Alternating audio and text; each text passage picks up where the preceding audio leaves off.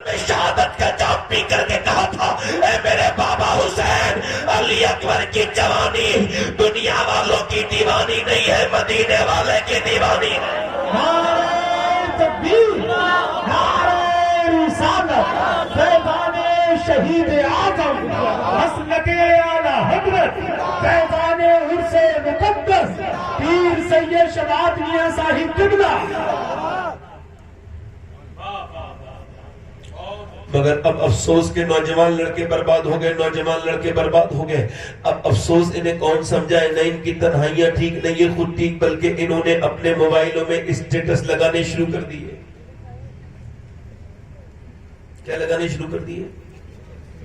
علامہ فاروق صاحب قبلہ، آپ میرے بزرگ ہیں، بڑی عمر ہے آپ کی، میں تقریر کے لیے اس وجہ سے ناراض نہیں ہو رہا تھا، یہ مجھے تھوڑا درد ہے کہ میری بات جلدی کوئی سنے، لوگ اثر کر لیں،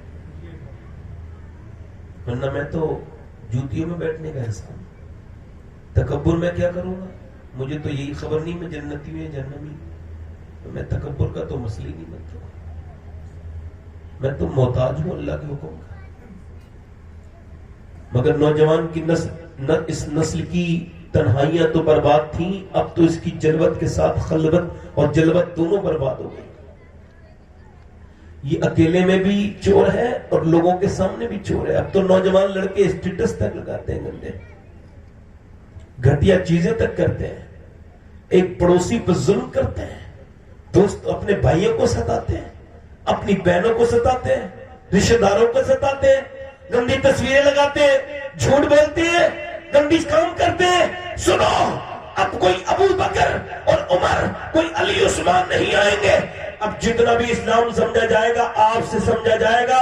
اگر آپ نیک ہوگے اور غیر مسلموں کو ملو گے تو لوگ کہیں گے میرا دوست نیک ہے، مسلمان نیک ہوتے ہیں، اور اگر تم بگڑ جاؤ گے تو لوگ کہیں گے کہ تم مسلمان بگڑے ہوئے ہوتے ہیں، اسلام اچھا نہیں ہے۔ تم اکیلے گھر سے نہیں نکلتے ہو، اسلام تمہارے ساتھ چلتا ہے۔ جب تمہارے نام کے آگے محمد لگا ہوا ہے، جب تمہارے نام کے آگے علی لگا ہوا ہے، جب تمہارا ناطہ رشتے اسلام سے ہے، تمہارا رشتہ اسلام سے ہے، تو تم اپنے آپ کو اکیلا نہ سمجھا کرو۔ ارے تم سے اور مجھ سے بہتر تو پہلے کے زمانے کے فقیر تھے، فقیر، ان کی وجہ سے لوگ ایمان لایا کرتے تھے۔ ہماری وجہ سے تو لوگ اسلام سے دور ہوتے چلے جا رہے ہیں، ہماری حرکتوں کی وجہ سے۔ کہ دلی کی جامع مسجد کے باہر ایک آدمی بھیک مانگ رہا تھا، اب جب وہ بھیک مانگ رہا تھا تو انگریز ادھر سے گزرا، انگریز نے اسے دیکھا، مسلمان کو کچھ دے دیا، مگر اس کا بٹوا اسی حالت میں گر گیا۔ جب اس کا بٹوا گرا، انگریز چلا گیا، 2-3 مہینے کے بعد واپس آیا، مسلمان کو بٹوا مل گیا تھا۔ اس نے ڈھونڈا تھا، انگریز ملا نہیں، اس نے 3 مہینے تک اس کو حفاظت سے رکھا۔ 3 مہینے کے بعد جب بٹوا آیا، وہ اب انگریز آیا تو اس نے کہا یہ آپ کا پرس ہے۔ انگریز نے پیسے چیک کیے، پورے پیسے تھے۔ اس نے کہا تو کیا بھکاری نہیں ہے؟ کہا بھکاری ہوں۔ کہا تو پھر اتنے پیسے تھے کہ تیری زندگی بدل سکتی تھی، تو نے یہ پیسے خرچ کیوں نہیں کیے؟ بھکاری رونے لگا، کہنے لگا بھکاری ہوں مگر بے غیرت نہیں ہوں۔ کہا کیا مطلب؟ کہا تو عیسیٰ علیہ السلام کا امتی ہے، میں مصطفیٰ کا امتی ہوں۔ اگر تیرے نبی نے میرے نبی سے یہ کہہ دیا ہوتا قیامت کے دن کہ آپ کا امتی چور ہے تو میرے نبی کو تکلیف ہو جاتی، میرے سرکار کو تکلیف ہو جاتی۔ میں اتنا بے غیرت نہیں ہوں کہ اپنے سرکار کو تکلیف دوں۔ اور رو کے بولا لے اپنا یہ بٹوا لے جا، مجھے یہ تیرا مال پسند نہیں ہے،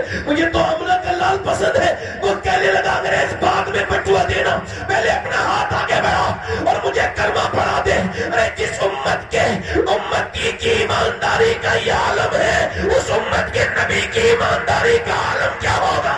نعرہ تکبیر، نعرہ رسالت، عرس مقدس، نعرہ تکبیر۔ کربلا کے میدان میں حق ادا کر دی تو میں کہتا ہوں یہ ادھوری بات ہے۔ پوری بات اس طرح سے کہا کرو کہ حسین نے بعد میں حق ادا کیا، پہلے مدینے میں علی نے باپ ہونے کا حق ادا کیا اور فاطمہ نے ماں ہونے کا حق ادا کیا، پھر حسین نے جا کے حق ادا کیا۔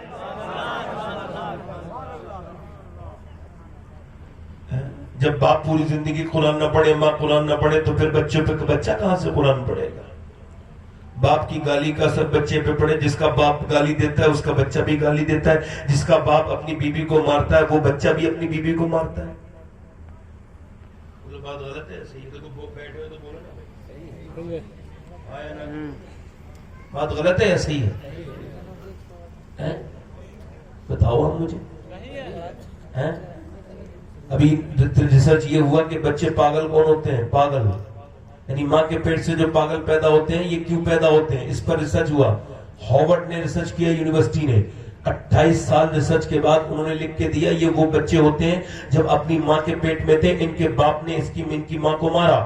اب وہ جاہل کو یہ پتا نہیں کہ عورت حالت حمل میں ہے، اس نے اس کو مارا اپنی بیوی کو، اور اس کے مارنے سے پیٹ کے بچے پہ اثر ہو گیا.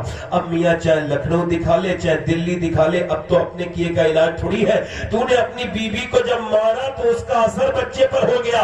یعنی ماں پیٹے تو بچے پہ اثر ہو جائے. توجہ، ماں پیٹے تو بچے پہ اثر ہو جائے. جب ماں ڈاکٹر کے پاس جائے تو ڈاکٹر کہتا ہے اگر تم یہ چاہتی ہو کہ تمہارا بچہ طاقتور ہو تو ایسا کرنا کہ تم زیادہ تر انار کھانا، امرود کھانا، امرود میں وٹامن ڈی ہے. تم زیادہ بادام کھاؤ، اس میں طاقت ہے، بادام میں آئرن ہے، لوہا ہے. تم زیادہ امرود کھاؤ گی وٹامن ڈی بڑھیں گے، سنترا کھاؤ گی وٹامن سی بڑھے گا. مجھے ذرا دل پہ ہاتھ رکھ کے بتاؤ کہ اللہ کا بنایا ہوا سیب، سنترا، انار، امرود اگر ماں کھائے تو بچے پہ اثر ہو جائے تو کیا اللہ کا قرآن ماں پڑھے گی تو بچے پہ اثر نہیں ہوگا؟ نعرہ تکبیر، نعرہ رسالہ، عرس مقدس، نعرہ تکبیر، نعرہ رسالہ.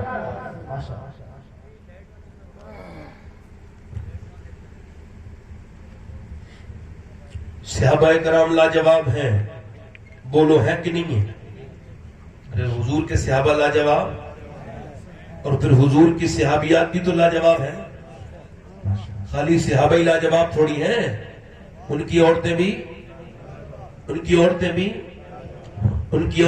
وہ عورتیں لاجواب نہیں ہیں جنہوں نے پال پال کے اپنے جوان دے دیے بچے. مکے کی عورتوں نے اپنے زیورات اتار کے ڈھیر لگا دیا، اپنے گلے کے ہار، اپنے ہاتھوں کے کنگن. جب اور کسی صاحب کو جانا اسٹیج سے چلے جاؤ بھیا، آپ بھی اپنا کھاسے. وہ کچھ لوگ ایسا ہوتا ہے وہ سمجھتے ہیں کہ وہ یہ تقریر ہمارے بغیر جمع نہیں پائیں گے، جب جم جائے گی تو جائیں گے، ہے نا. اچھا، میں کیا عرض کر رہا تھا آپ سے؟ خیر، جب مکے کی عورتوں نے زیورات کے ڈھیر لگا دیے، جب اتنے ڈھیر لگ گئے مکے میں کہ میاں وہاں کے مکے کی عورتیں کہہ رہی ہیں ابو جہل سے لو ہمارا مال لے جاؤ اور نبی کے دین کو ختم کر دو.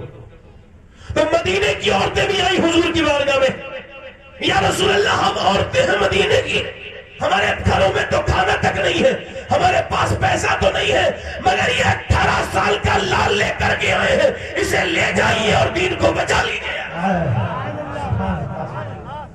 مکے کی عورتوں نے مال پیش کیا، مدینے کی عورتوں نے لال پیش کیا.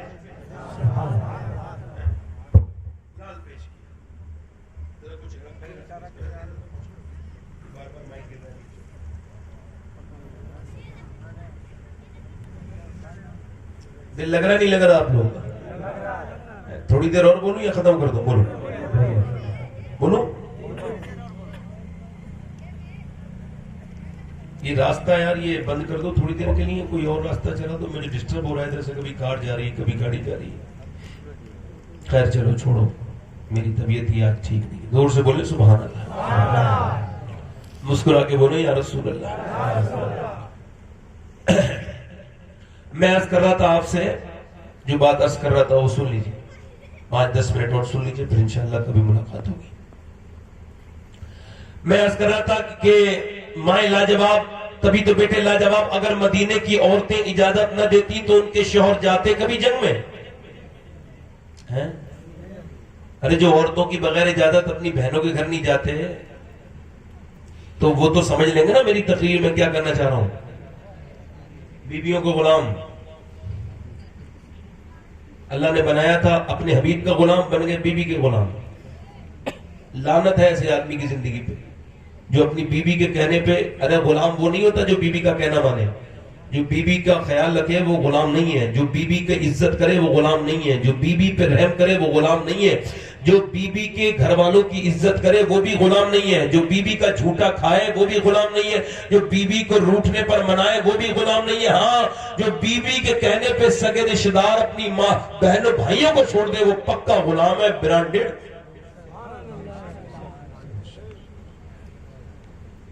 وہ غلام ہے۔ صحابہ کرام کو اجازت اگر نہ ملتی تو جھگڑے نہ ہوتے، مدینے میں کہاں جا رہے ہو؟ گھر کون دیکھے گا؟ کما کے کون لائے گا؟ اتنے بچے جو ہیں کہاں جا رہے ہو جنگ لڑنے؟ پہلے گھر کو تو دیکھ لو۔ مگر میاں وہ کون سی صحابہ کی بیٹیاں تھیں، وہ کون بیویاں تھیں، وہ کون بہنیں تھیں؟ ایسی پھر زمین نے دیکھی نہیں دوسری بہنیں جیسی وہاں کی مدینے کی بہنیں تھیں، اور نہ جا ایسی مائیں دنیا میں پھر آئیں جیسی وہ مدینے کی مائیں تھیں، جنہوں نے ایسے پال کر کے لڑکے حضور کی بارگاہ میں دے دیے۔ جب حضرت بلال نے اعلان کر دیا کہ نبی پاک نے ارشاد فرمایا اپنے اپنے بچوں کو لے کر کے آؤ، میاں صبح سے لے کے شام تک تانتا بنا رہا، بھیڑ لگی رہی۔ اللہ کے رسول کی بارگاہ میں 18 سال کا، 22 سال کا، 17 سال کا پلا پلایا کڑیل کڑیل جوان لے کر کے عورتیں آ رہی ہے۔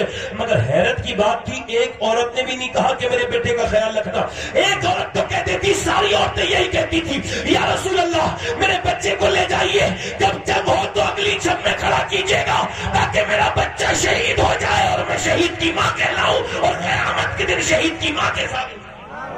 نعرہ تکبیر۔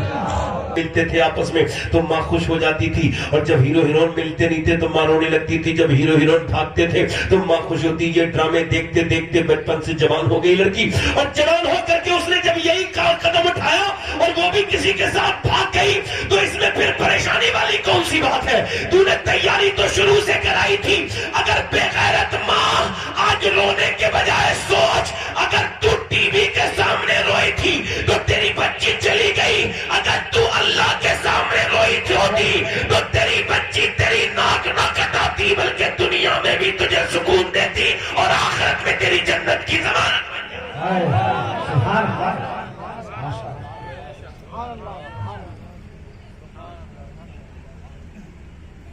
تو نے تو خود اپنی بیٹی کو برباد کر لیا۔ رات کا وقت ہے، خنسہ نام کی، خنسہ کا بھی ویکیپیڈیا پہ کر کے گوگل پہ دیکھیے گا، کتنی بڑی عورت تھی، بہت بڑی شاعرہ خنسہ، صحابی ہے، رو رہی ہے، رات کا وقت ہے، بچے بھی قریب بیٹھے ہیں۔ بچوں نے جب ماں کو روتے دیکھا تو آگے اٹھ کے اور رات میں آدھی رات کے وقت بولے اماں کیوں رو رہی ہے؟ تیری آنکھوں میں آنسو نہیں دیکھ سکتے۔ ماں کہنے لگی بیٹے تمہیں بتانے کی بات نہیں، ہو نہ بتانا میری ماں، اب ہم تیری آنکھوں میں آنسو نہیں دیکھ سکتے، بتانا۔ تو ماں نے اپنے بچے کی طرف دیکھا اور کہا بیٹے ساری عورتوں کے بچے اپنی حضور کی بارگاہ میں لے گئیں اور شہید ہونے کے لیے بھیج دیے، مگر چونکہ تم چھوٹے ہو میرا دل بڑا پریشان ہے، میرے بچے بڑے ہوتے تو میں بھی قربانی کے لیے بھیج دیتی۔ تمہاری عمریں دونوں کی کم ہیں، دونوں بچے اندر سے تلواریں لے کر کے آئے، کہنے لگے ماں لے کے چل، ہم اپنی جان دینے کے لیے تیار ہیں۔ ماں نے کہا بھی آپ چھوٹے ہو، دونوں بچے بولے امی ہم جان دے دیں گے۔ میرے نبی کی ہے یہ شان، بچہ بچہ ہے قربان۔ ماں نے کہا بیٹے بھی چھوٹے، امی ہم جان دے دیں گے۔ ماں نے بچوں نے اپنی ماں سے کہا، ماں بولی چلو بیٹے، دونوں کو لے کر کے گئی۔ نبی پاک نے فرمایا تیرے دونوں بچے ابھی چھوٹے ہیں خنسہ۔ بڑے والے نے تلوار چلا کے تھوڑی دکھائی، فرمایا یہ تو چلا جائے گا مگر یہ جو چھوٹا والا یہ نہیں جائے گا۔ تو 11 سال والا بچہ جب رہ گیا نا تو اس نے اپنے پنجوں کے بل اپنے آپ کو کھڑا کیا، اپنی ہائٹ بڑھانے لگا۔ حضور نے فرمایا یہ اچک کے نہ دکھاؤ، آپ چھوٹے ہو آپ نہیں جاؤ گے۔ کہنے لگا حضور میرے بڑے بھائی سے میری کشتی کرا دیجئے، طاقت میں زیادہ ہوں اپنے بڑے بھائی سے، آپ مجھے لے کے چلے۔ نبی نے فرمایا ٹھیک ہے کرو کشتی۔ آگے بڑھا اور دونوں جب کشتی کرنے لگے تو چھوٹا والا بیٹا بھائی اپنے بھائی سے بولا میرے بھائی مجھے گرانا نہیں، مجھے پتا ہے کہ دیکھ تو طاقتور ہے مگر دیکھ محبت تو میں بھی حضور سے اتنی کرتا ہوں جتنی تو کرتا ہے، دیکھ میں بھی اتنی محبت کرتا ہوں جتنی تو کرتا ہے میرے بھائی۔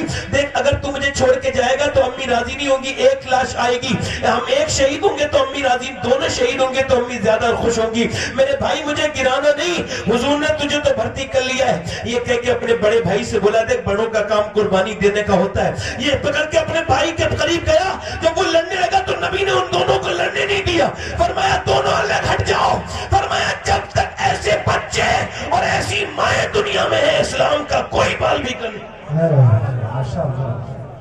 ماں نے اپنے بچوں کو قریب بلا کے کہا میرے بچوں یہاں آؤ، تمہیں آخری بار پیار تو کر دوں میرے لاڈلو۔ ماں نے اپنے بچوں کو بلایا، پیشانی کو چوما، کہا میرے بچوں دیکھو، میں نے تمہارا باپ بننے کے بعد مزدوریاں کی، میں نے مدینے میں لوگوں کے کام کیے، میں نے جھاڑو لگائی، میں نے بڑی مشقت سے تمہیں پالا ہے، تو میں نے تمہیں کوئی اپنی بڑھاپی کے لاٹھی بنانے کے لیے نہیں، میں نے بلکہ حضور کے لیے، دین کے لیے، اسلام کے لیے تمہیں پالا تھا۔